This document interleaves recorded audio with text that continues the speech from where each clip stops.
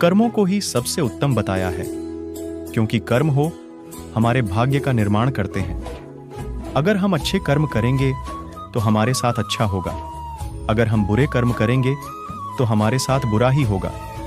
भगवान की न्याय व्यवस्था बहुत ही ज्यादा सुदृढ़ है। कर्म का फल अच्छे कार्य करने वाले को अच्छा और बुरे कर्म करने वाले को बुरा फल अवश्य ही भोगना पड़ेगा। भगवान के देर भले ही हो जाए मगर अंधेर हो ही नहीं सकता। जिसको आप देर समझते हैं वह देर भी नहीं है। श्री कृष्ण ने समझाया कि भीष्म पितामह सुख दुख से, जय पराजय से परे है। वो जानते हैं कि जो होने वाला था यही हुआ। भीष्म ने श्री कृष्ण से कहा, भगवान मैंने ध्यान करके अपने 73वें जन्म तक देखा, मैंने तो कोई कुकर्म नहीं किया, फिर मुझे बाणों की शैया पर क्यों सोना पड़ा।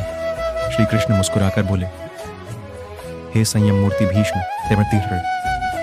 वे जन्म के पहले 1424 वे जन्म तक जब आपको पता चलता कि जब आप किशोर थे तब वन में घूमने गए, वहां पत्ते पर बैठी टिड्डी के शरीर में आपने कांटा चुभोया था। उस कर्म का फल घूमते घूमते अब मिल रहा है। कर्म का फल 6 साल में 2 गुना, 12 साल में 4 गुना, 18 साल में 8 गुना, 24 साल में 16 गुना इस प्रकार मिलता है। इसलिए जब आप कर्ता होकर कर्म कर रहे हैं तो सोचे लें कि इसका क्या फल होगा। धृतराष्ट्र ने भी श्री कृष्ण से अपने कर्मों का हिसाब किताब पूछा। मैंने ऐसा क्या कर्म किया कि मुझे अपने 100 बेटों की मृत्यु का शोक मिला। मैंने अपने 100 जन्मों तक पीछे देखा है कृष्ण, लेकिन ऐसा कोई कर्म मैंने नहीं किया। श्री कृष्ण ने अपने योग बल से धृतराष्ट्र ने देखा कि ये एक राजा थे और वो स्वादिष्ट व्यंजनों में खोए रहते थे।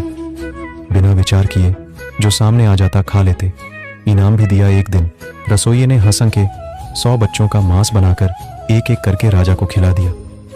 श्री कृष्ण ने कहा, धृतराष्ट्र जी, आप स्वाद में अंधे हो गए, तभी आप इस जन्म में अंधे बने। तुम्हारे पुण्यों के प्रभाव से 100 जन्म तक तो तुम्हें फल नहीं मिला, लेकिन इस जन्म में हंस के 100 बच्चों को खाने का फल तुम्हें मिल गया, तभी तुम्हारे 100 पुत्र मारे गए। सोचो साथ में क्या लाएं और क्या लेकर जाएंगे। मनुष्य को ऐसी कमाई इकट्ठी करनी चाहिए जो इस संसार में भी काम आए और मृत्यु के बाद उसे हम साथ में भी ले जा सकें और हमारे ही काम और अगले जन्म में भी हमारे ही काम आ सकें। सभी जानते हैं कि हम खाली हाथ नंगे इस संसार में आए और खाली हाथ ही जाना पड़ेगा। मृत्यु के समय यह धन, दौलत, जमीन, मकान, व्यापार, नौकरी, नाम, शोहरत, रिश्तेदार, भाई, बहन, माँ, बाप, सभी बच्चे किसी को भी साथ नहीं ले जा सकते, चाहे राजा सम्राट हो या कोई भिखारी हो। इसलिए इतना मोह, इतना ज्यादा लगाव इनसे क्यों रखें। साथ में हमारे जाएंगे सिर्फ हमारे अपने किए हुए अच्छे या बुरे कर्म, कीर्ति या अपकीर्ति, दान, धर्म, परोपकार, दुखियों की सेवा, पुण्य।